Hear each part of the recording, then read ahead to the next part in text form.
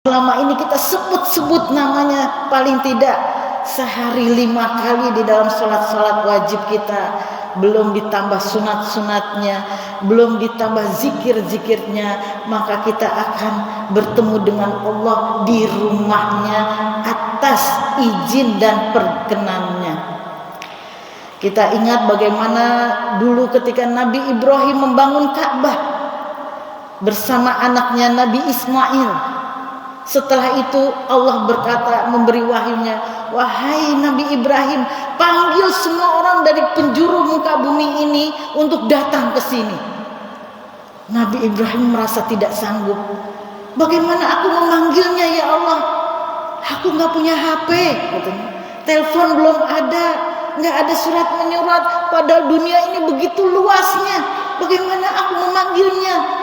Lalu Allah berkata di dalam surat Al-Hajj ayat 27, apa? Aku nanti yang akan memanggilnya, dan mereka akan datang berduyun-duyun ke sini, ke tanah suci, ke rumahku ini, baik dengan berjalan kaki maupun dengan unta yang kurus. Artinya bagaimanapun susah payahnya orang akan berjalan ke sini, bagaimanapun rintangannya akan banyak orang berdatangan ke sini. Dan saat ini kita bisa melihat kebesarannya Allah. Entah bagaimana caranya kita akan berangkat ke sana. Ada yang bawa anak-anak yang masih kecil. Kok bisa ya saya berangkat sekeluarga gitu, jauh-jauh ke sana. Kira-kira kita akan berangkat haji, akan berangkat umroh itu untuk senang-senang atau untuk susah-susah? Kalau untuk senang-senang kita mendingan uang sebanyak itu kita tidur di hotel bintang 5, nggak capek badan, nggak menguras uang, atau uangnya kita belikan mobil, nambah rumah dan sebagainya. Tetapi semua itu dunia sekarang kita merasakan ternyata dunia tidak ada harganya. Ternyata tidak ada yang lebih besar dari karunia Allah, yaitu berupa hidayah untuk izin Allah bertemu dengan Allah. Nah, jadi kita akan datang untuk bertemu dengan Allah. Artinya apa? Bisanya bapak-bapak, ibu-ibu ke sana bukan karena kehebatan diri kita sendiri. Masih banyak orang yang lebih kuat dari kita belum bisa berangkat ke sana. Masih banyak orang yang banyak duitnya belum juga terpanggil ke sana. Masih banyak yang muda, gagah, cantik, rupawan belum bisa ke sana. Tetapi kenapa kita insya Allah akan terpilih, akan dipanggil sampai ke sana? Kalau bukan karena memang Allah yang memanggil kita, itu nggak mungkin, bapak-bapak, ibu-ibu. Nggak mungkin. Taruh kita sudah bayar, ternyata apa? Besok sakit nggak jadi berangkat. Besok Allah memanggil kita, bisa juga jadi. Atau terjadi penipuan umroh juga bisa terjadi. Semua bisa terjadi kalau Allah tidak berkenan memanggil kita. Maka kita betul-betul bergantung kepada kuasanya Allah. Bergantung. Maka kita harus sadari kesananya kita betul-betul karena kasih sayang dan izin dari Allah. Karena itu mari kita manfaatkan sebesar-besarnya, seikhlas-ikhlasnya, sebersih-bersih hati kita, sekuat-kuat tenaga kita, yang terbaik akan kita bawa untuk Allah. Apa sebenarnya bekal kita untuk berangkat ke sana, Bapak Ibu? Apa yang harus kita bawa sebenarnya, yang harus kita bawa? Kalau baju di sana banyak, Ibu. Seandainya kita nggak bawa baju, ketinggalan kopernya nanti di sana banyak, murah-murah. Makanan juga banyak. Tetapi Allah katakan sebaik bekal adalah takwa kita kepada Allah Subhanahu wa taala. Maka sungguh saat ini dengan kemarin berbeda. Saat ini kita memiliki ketakwaan yang selalu meningkat, permohonan kepada Allah, meningkatkan takwa kita, bahwa kita benar-benar hanya bergantung kepada Allah, bahwa kita hanya bermohon kepada Allah, bahwa kita tidak ada artinya apa-apa di hadapan Allah, bahwa benar-benar inna sholati wa nusuki wa mahyaya wa mamati lillahi rabbil alamin. Hidup kita, mati kita, ibadah kita semuanya untuk Allah. Gak ada yang lebih penting daripada untuk Allah Subhanahu wa ta'ala. Maka kita bawa takwa kita kepada Allah. Ya Allah, sebaik-baik takwa yang aku bawa kepadamu ya Allah, bahwa benar-benar aku tidak sanggup apa-apa, bahwa aku adalah hamba yang sangat lemah tanpa pertolonganmu, bahwa aku tidak memiliki apa-apa. Sekarang aku hanya tunduk kepada Engkau ya Allah. Engkau bisa melakukan apapun terhadap aku, karena itu pertolongan hanya dari Allah. Yang kedua, apalagi yang harus kita bawa? Yang harus kita bawa adalah semua dosa-dosa kita. Dari mulai kita akhir balik sampai sekarang, berjibun dosa kita. Sebanyak itu dosa kita. Melalaikan perintah-perintah Allah, bermaksiat kepada Allah, menyakiti hati sesama, terutama orang-orang terdekat. Suami kita, istri kita, orang tua kita, anak-anak kita, sahabat-sahabat kita. Banyak mungkin kita banyak kebawa makanan haram. Banyak sekali kita tahu ini dosa tapi kita lakukan. Maka kita bawa semuanya di hadapan Allah. Ya Allah, aku hanya membawa begitu berat beban dosa ini ya Allah. Dan ketika kita nanti tawaf keliling Ka'bah, memuji, berzikir kepada Allah, saksikan bahwa kita bisa menguraikan air mata karena begitu beratnya beban dosa yang kita bawa. Ya Allah, ampuni ya Allah. Allahumma zallamna anfusana fa illam taghfir lana wa tarhamna lanakunanna minal khasirin. Ya Allah, aku telah menzolimi diriku sendiri selama ini. Banyak sekali dosa yang aku lakukan dengan sadar, banyak sekali perintah yang aku ingkari, banyak sekali orang yang tersakiti, banyak sekali aku melakukan dosa-dosa dalam mencari rezeki, dalam mencari nafkah. Banyak sekali tidak ada yang aku syukuri dari pemberian-pemberianmu. Banyak sekali keluh kesahku ya Allah. Seandainya tidak Engkau ampuni ya Allah pada saat ini, pada saat aku bertemu denganmu, maka aku telah menzolimi, telah merugi aku. Karena itu ya Allah, mohon ampun ya Allah, dan mohon kasih sayangmu.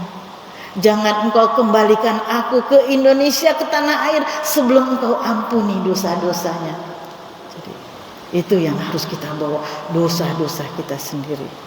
Lalu apalagi yang ketiga yang perlu kita bawa adalah apa? Seluruh pengharapan kita, seluruh keinginan-keinginan kita. Ya Allah, tolonglah beri jodoh kepada anakku ini ya Allah. Dia sudah berumur dewasa, dekatkanlah jodohnya, dekatkanlah rezekinya. Ya Allah, tolonglah orang tua kami yang sudah tiada ini. Selama hidup kami belum bisa membalas jasa-jasanya. Alirkan pahala dari setiap zikir yang aku bawa ini ya Allah. Dari setiap sholat-sholat yang berlipat ganda pahalanya ini ya Allah. Dari ibadah umroh ini, alirkan pahala untuk kedua orang tua kami di alam sana ya Allah. Agar terang kuburannya, agar Engkau masukkan ke dalam surga ya Allah. Jadi bawa semua doa-doa kita. Doa-doa itu harus doa yang baik. Jangan sampai ada doa yang buruk. Saya ingin menceritakan ketika saya haji. Saya haji dalam satu rombongan itu ada dua janda. Ada dua orang perempuan yang tidak bawa suami gitu. Tidak bawa suami. Mereka masih punya suami, tapi dua-duanya tidak bawa suami. Umurnya sudah 50 ke atas lah gitu ya. Dan apa? Yang satu dia, Bu Nofri, tolong aminkan doa saya ya. Doa apa kamu? Suami saya ini sudah puluhan tahun tidak pulang. Dia pergi ke Jayapura dan menikah di sana. Dia nggak pernah pulang lagi.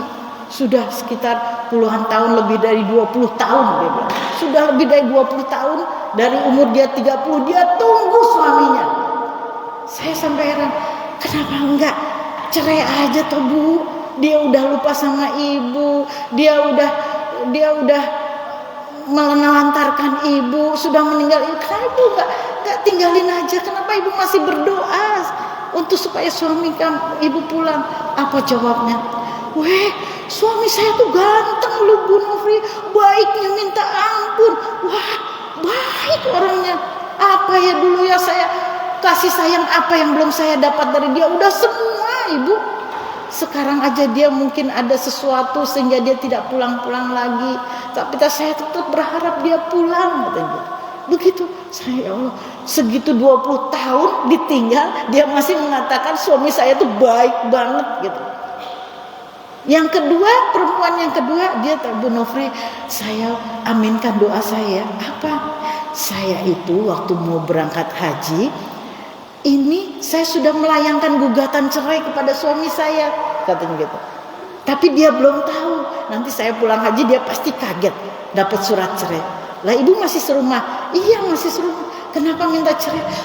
Males saya, orangnya rese, gini-gini segala macam lah. Wah, mengeluh dan sebagainya gitu. Saya bingung, ini dua perempuannya bersahabat, kemana-mana berdua. Mereka bertetanggaan gitu. Dan ketika setelah haji, apa yang terjadi ibu-ibu? Dua-duanya Allah kabulkan doanya.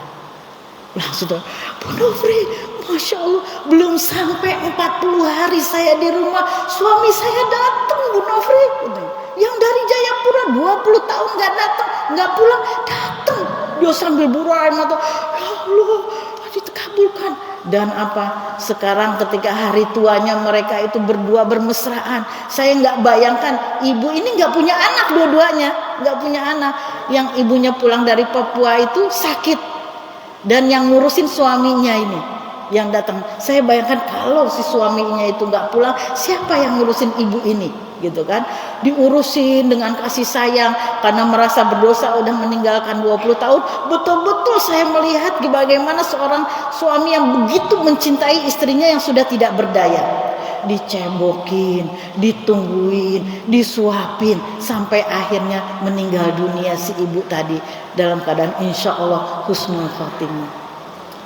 Dan apa yang terjadi dengan ibu yang kedua minta cerai tadi? Ternyata dia juga alhamdulillah cerai, dan saya sudah dikabulkan oleh Allah, saya berpisah cerai dengan dia. Tapi Bu Nofri, dia tuh kok nggak mau pergi dari rumah saya, jadi tiap hari berundul. Suaminya itu tetap aja di rumah itu gitu, nggak terima diceraiin. Dan tidak lama kemudian apa, si perempuan ini sakit parah, sakit paru-parunya hilang sebelah. Ketika saya menengok dia dan kadang sudah tidak terkapar, tidak berdaya lagi, suaminya, mantan suaminya itu yang ngurusin, ya nyebokin, ya nguapin, ya segala macam. Dan si perempuan tadi nangis dia, Bu Nofri, ternyata dia baik banget. Saya nggak punya siapa-siapa, kalau bukan dia yang ngurusin saya, siapa yang akan mengurusi saya ini? Gimana caranya saya supaya bisa nikah lagi ya Bu sama dia? Oh ya bisa, kamu nikah lagi, karena sekarang sehari-hari saya diurusin sama dia. Ya bisa, nikah lagi aja kamu, daripada gini kan kamu jadi berdosa, kamu bukan mahramnya. Dan ternyata apa, sebelum menikah lagi perempuan itu dicabut nyawanya oleh Allah. Kira-kira siapa kelak yang bisa masuk surga, siapa yang husnul khotimah? Allah yang maha tahu. Tapi intinya doa itu terjawab di sana. Ada lagi, kalau ini cerita orang, ada seorang laki-laki yang bawa dua istrinya ke Mekah, bawa dua istrinya. Ternyata selama di Mekah, kedua-dua istrinya tuh berdoa, ya Allah, semoga si B dicerai oleh suami saya. Si perempuan yang satu lagi, semoga si A dicerai oleh suami saya. Dan sampai di Indonesia apa yang terjadi? Dua-duanya dicerai. Gitu. Jadi benar-benar kalau di sana doa yang terbaik. Allah Maha Pengabul doa. Selama di sana doa-doa kita terkabul, insya Allah. Insya Allah. begitu dekatnya kita dengan Allah di sana, maka doa-doa itu terkabul. Banyak cerita di mana doa-doa terkabul. Maka di sana kita harus hati-hati dalam bertindak, dalam berkata apa-apa. Nah, kembali lagi karena kita tadi tujuan kita untuk bertemu dengan Allah, maka kita di sana adalah bertamu kepada Zat yang memiliki kita, ya. Jadi Allah, kita ini akan menjadi tamu-tamunya Allah. Jadi tamunya manusia aja kita sudah disambut dengan baik. Coba kalau ada tamu datang ke rumah, pasti kita dengan layani dengan baik. Apalagi Allah pemilik alam raya ini. Karena itu kita sebagai manusia, ya, seandainya ada tamu yang tidak kita sukai, pasti tidak akan kita izinkan untuk datang. Demikian juga Allah. Kalau kita bisa sampai ke tanah suci, berarti Allah sayang terhadap kita, berkenan didatangi oleh kita. Karena itu jadilah tamu yang baik. Supaya apa? Supaya kita datang kepada Allah, kita diperkenankan datang kepada Allah. Tapi kalau kita tidak baik, Allah tidak membutuhkan ibadah-ibadah kita. Kamu boleh datang ke sini, aku nggak butuh tawafmu, aku nggak butuh sa'imu, aku nggak butuh doa-doamu, kata Allah. Ini orang yang paling merugi. Karena itu tadi, kita juga kalau ada tamu kita datang boleh, tetapi ketika tamu itu kurang ngajar, ya, marah-marah dan sebagainya, kamu nggak usah balik lagi ke sini, aku nggak butuh kamu, pasti gitu. Allah juga gitu. Kalau kita tidak menjadi tamunya yang baik, maka Allah tidak membutuhkan semua itu. Nggak butuh uang yang sudah kita keluarkan dan sebagainya. Pergi, kata Allah. Bagaimana jadi tamu yang baik? Ya tadi, bahwa kita merasa tidak ada apa-apanya. Kita benar-benar mengharap belas kasihannya. Tamu yang baik itu semenjak kita datang, ya, Allah ini kita kan akan menjadi tamu Allah. Semenjak kita akan berangkat, mungkin di sini, mulai saat ini, mulai saat kita sudah sah mendaftar sebagai umrah, kita sudah menjadi tamunya Allah. Artinya apa? Liyabluwakum ayyukum ahsanu amala. Allah sedang melihat kita ini. Ini Allah sedang melihat kita, menurunkan malaikatnya memenuhi ruangan ini. Siapa yang baik amalannya untuk aku balas? Dilihat sama Allah. Wa asirru qaulakum awizharu bih. Yang kamu sembunyikan, yang kamu nyatakan, Allah tahu semua. Kita dalam hati berundul, Masya Allah, iki makanannya cuma kayak gini. Panitianya pasti untung banyak. Wah, aduh, AC-nya kok panas. Aduh, gak enak banget loh. Teman sebelah saya nih, wah, banyak sekali keluhan-keluhan gitu. Itu sudah dilihat sama Allah untuk dicatat. Ini tamu gitu. Jadi apapun sekarang ini adalah sajiannya Allah. Allah sedang menyaji kita. Ibu bapak datang ke sini bisa berangkat walaupun hujan deras. Ini sebenarnya adalah sajiannya Allah. Bisa minum, bisa duduk dengan enak, bisa mendengarkan, semua itu sajiannya Allah. Tidak mungkin bisa tanpa izinnya Allah. Gitu. Semua sajiannya Allah. Sambil dilihat Allah, siapa ini yang baik amalannya untuk aku balas. Gitu. Nanti kita berangkat, wah, nunggunya lama nih, pesawatnya nunggunya lama, segala itu sajiannya Allah. Supaya apa? Dia sambil nunggu mau sambil zikir, ya. Dia sambil nunggu sambil seperti nunggu orang-orang yang kita cintai dulu, harap-harap, cemas, rindu dan sebagainya. Aduh, gitu. Itu dicatat sama Allah. Kok dia sabar, ya? Itu semua. Sampai-sampai disebutkan bahwa pahala haji atau umroh itu tergantung betapa sulitnya kita bisa mendatanginya. Kalau gampang aja, misalnya kayak Pak Nurdin bentar-bentar datang berangkat umroh, berangkat lagi tanpa bayar, mungkin tidak sebanyak pahala bapak-bapak ibu-ibu yang mengeluarkan uang banyak, yang sudah menabung dari dulu, yang mengorbankan waktunya, yang meninggalkan keluarganya, mungkin tidak seberapa pahala orang yang begitu mudahnya datang ke sana. Juga mungkin dengan orang yang hotelnya cuma di depan pintu masjid, 5 langkah udah sampai masjid, ya enggak bandingannya dengan yang setiap langkah dia berjalan menuju Ka'bah dengan gembira, dengan semangat, dengan rasa syukur yang dalam gitu. Setiap langkah berapa akan dihitung oleh Allah, keikhlasan dia. Jadi di situ bahwa haji dan umroh itu tergantung betapa sulitnya kita bisa berangkat ke sini gitu. Meninggalkan anak istri misalnya, meninggalkan keluarga, menabung dan sebagainya, itu semua dihitung sama Allah, dilihat untuk apa? Untuk dibalas pahalanya. Nah, jadi Pak Nudin, saya sampai jam berapa? Nah, itu ya. Jadi kita ke sana dilihat, jadilah tamu yang baik. Banyak hal-hal yang setan tuh ingat, setan itu tidak ingin kita masuk surga. Setan itu tidak ingin Allah membalas pahala umroh kita, sehingga kita akan selalu diganggu dengan bisikan-bisikan yang buruk tadi. Kita beli barang kemahalan misalnya ya, itu sebenarnya juga sajian dari Allah Subhanahu wa taala. Kalau tidak atas izinnya, itu tidak mungkin terjadi. Yang sebelah beli cuma 10 real, tapi saya beli 20 real, 2 kali lipatnya gitu. Ini pasti kita dari secara manusia gemuruh, wah kok jadi kemahalan, marah-marah dan sebagainya. Padahal kita tahu itu tidak mungkin terjadi tanpa izin Allah, bahwa uang yang kita miliki itu memang untuk membeli 20 real. Maka kita alhamdulillah ya Allah, Engkau izinkan beli ini lebih mahal daripada teman saya, pasti pahalanya juga lebih banyak, pahala kemahalan dan pahala sabar gitu. Jadi semua akan dinilai oleh Allah, nggak ada yang luput daripada penglihatan Allah. Karena apa? Karena kita jadi tamunya Allah.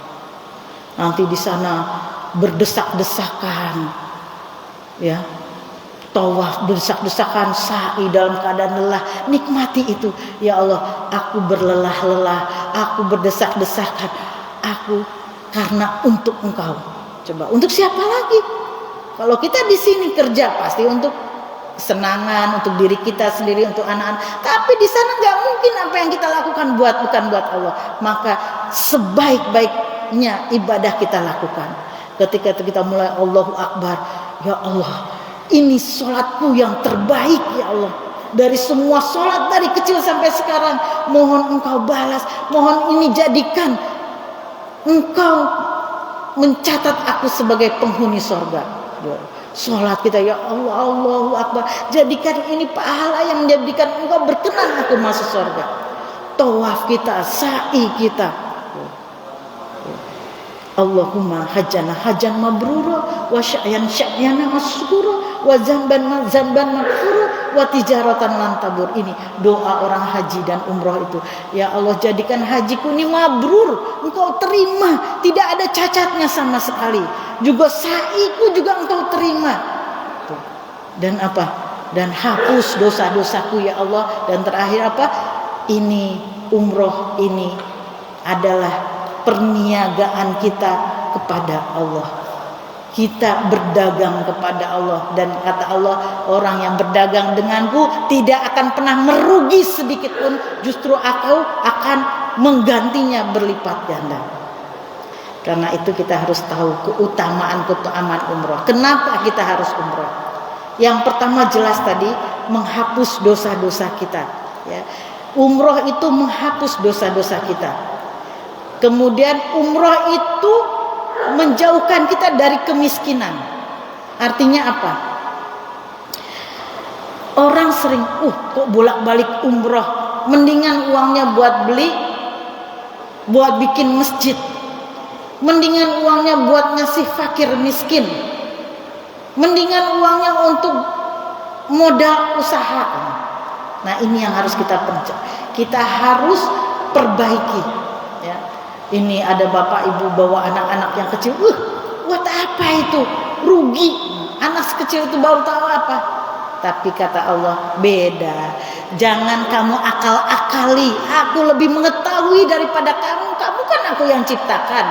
Barang siapa yang berumroh, engkau akan aku ganti yang jauh lebih banyak. Jadi jangan mendingan buat haji, umroh aja. Sanggup umroh sebulan sekali, lakukan. Sanggup umroh 6 bulan sekali, lakukan. Setahun sekali, 10 tahun sekali, lakukan semampu kita, sebisa kita. Nanti kita sudah dijamin oleh Allah tidak menjadi fakir. Tidak ada orang miskin karena bolak-balik umroh. Ya. Saya jamin, tidak ada orang yang menjadi miskin karena bolak-balik umroh, karena keluarganya diajak umroh, karena anaknya diajak umroh. Setelah umroh justru bertambah banyak rezekinya, sehingga dia bisa bikin masjid, sehingga dia bisa menyantuni anak yatim, sehingga dia bisa menyekolahkan anaknya, bisa memberi modal usaha. Jadi apapun yang kita inginkan akan terkabul oleh Allah. Gitu. Jadi jangan disamakan bahwa umroh itu tidak menghilangkan uang kita, tetapi umroh itu justru melipat gandakan harta yang telah Allah berikan kepada kita. Nah, ini yang bawa anak-anaknya itu akan dibalas lebih banyak daripada Allah, daripada apa yang kita keluarkan. Kemudian menghapus dosa, apalagi ada iming-iming dari umroh yang satu ke umroh yang lain, itu menghapus dosa kita. Wah, udah pulang umroh 3 tahun yang lalu, udah banyak dosanya lagi, umroh lagi yuk. Wah, itu janji Allah udah tepat. Barang siapa yang berumrah dari satu umroh ke satu yang lain, pasti akan dihapus dosa-dosanya. Ini ya, jadi tidak bisa disamakan, di akal-akal itu nggak bisa. Pertama tadi bahwa Allah ganti yang berlipat ganda, yang kedua Allah hapus dosa-dosanya. Kemudian yang ketiga, ada kita ini ternyata disunahkan meninggal dunia di tanah suci. Disunahkan. Kenapa? Barang siapa yang meninggal di tanah suci, sering kan ketika ada haji keren mati, banyak sekali jamaah Indonesia yang meninggal sampai soalnya mungkin hartanya nggak halal gitu kan. Ada yang seperti itu. Padahal apa? Nggak sembarangan orang yang Allah perkenankan mati di sana. Saya ini bolak-balik umroh yang nggak mati-mati, padahal saya pengen. Ya, nggak mati-mati, nggak sembarangan orang. Hanya orang-orang yang terpilih lah yang bisa meninggal di sana. Sehingga ketika saya mendengar ada yang meninggal di sana, apa sih amalan dia? Kok bisa meninggal di sana? Apa tuh kehebatannya, fadilahnya meninggal di sana? Allah seandainya umroh nih ya, orang yang berumroh meninggal di tanah suci, maka dia akan dihitung pahala umroh setiap hari sampai dengan dibangkitkan. Tiap hari dia di umroh. Padahal umroh itu pahalanya apa? Laisal jaza ilal jannah. Tidak ada balasan kecuali surga. Nah, inilah kenapa kita harus selalu merindu gitu ya. Harus selalu merindu.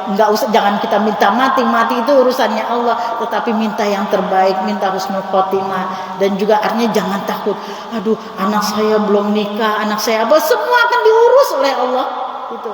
Nah, kemudian apalagi ketika kita meninggalkan keluarga, tidak ada sebaik-baik pelindung dan penolong kecuali Allah Subhanahu wa taala. Kita nyanding anak bisa jatuh dan mati.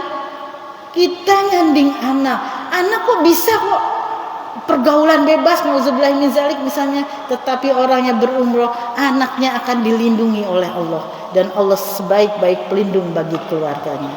Nah, ini keutamaan umroh tadi ya, bahwa sebaik-baik meninggal nanti di tanah suci, maka kita ikhlas saja. Ya Allah, aku dalam keadaan sakit dan sakit, insya Allah nanti Allah sembuhkan. Saya ini tahun berapa ya bawa adik saya, kita umrohkan ya. Ternyata adik saya itu lagi sakit TBC tulang 2022. Dia kalau udah duduk nggak bisa bangun dan nggak bisa kita tolong, harus kursinya yang diangkat kesakitannya itu luar biasa, longkingan kesakitannya itu sampai berjarak berapa tuh orang nggak tega.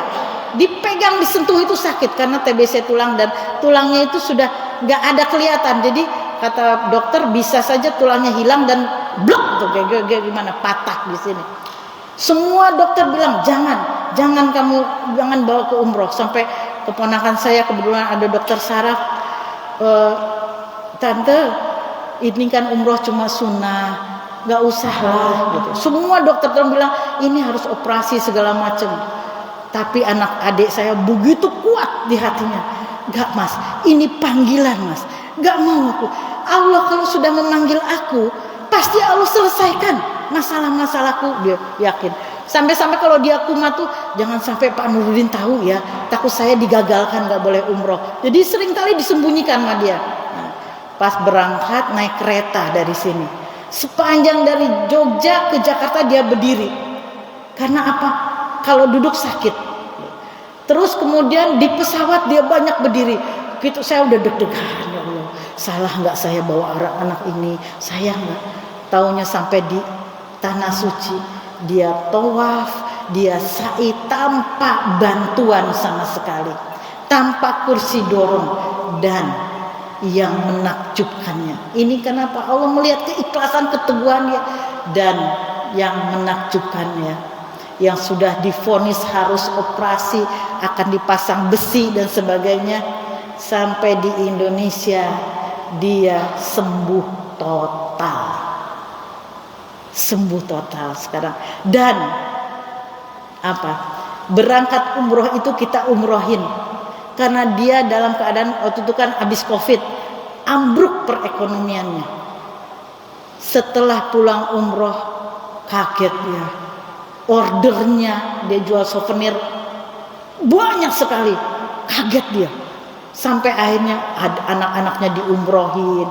Tadinya mobil udah dijual, sekarang udah punya mobil 2 gitu. Ini sebagai takjub kita kepada Allah.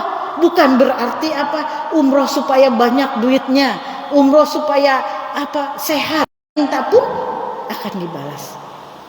Coba kita ini kalau sholat di tanah suci itu 1 rakaat 1 derajat pahalanya. Kalau berjamaah 27 derajat. Bayangkan, makanya nanti kita harus semangat ya, semangat kita untuk bersolat sebanyak-banyaknya di Masjidil Haram.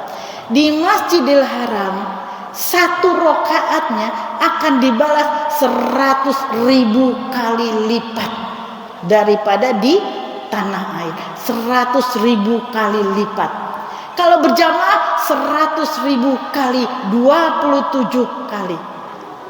Kira-kira kita dalam 1 hari, dalam 1 rakaat kita mendapatkan pahala 80 tahun.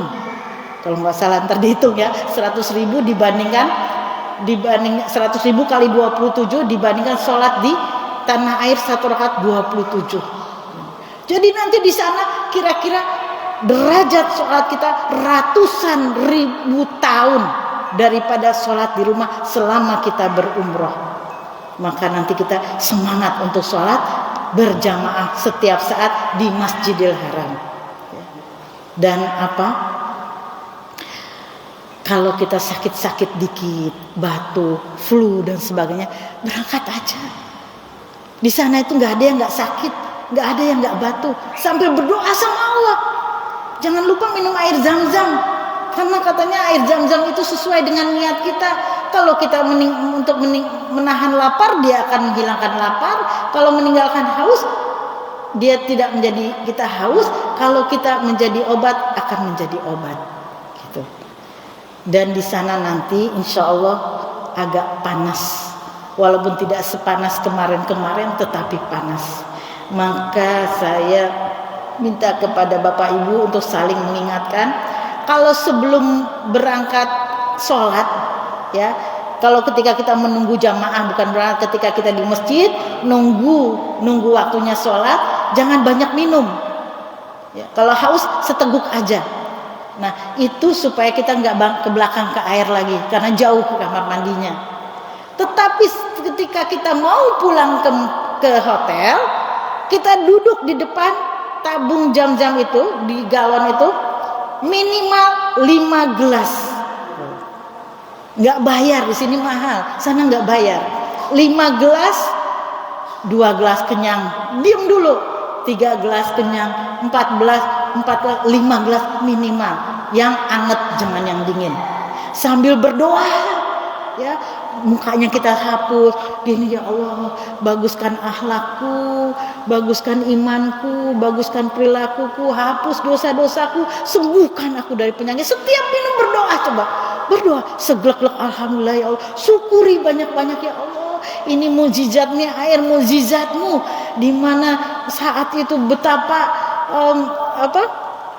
Siti Hajar bolak-balik antara Safa dan Marwah untuk mencari air untuk anaknya Ismail. Dan kemudian di padang tandus di mana semua orang tidak mau tinggal di situ, keluarlah air Zam-Zam, dan sekarang semua dari penjuru dunia datang ke sana. Ini adalah mukjizat Allah Subhanahu wa taala. Maka apa yang kita minta insya Allah dikabulkan. Ya Allah, terus setiap kali minum syukuri.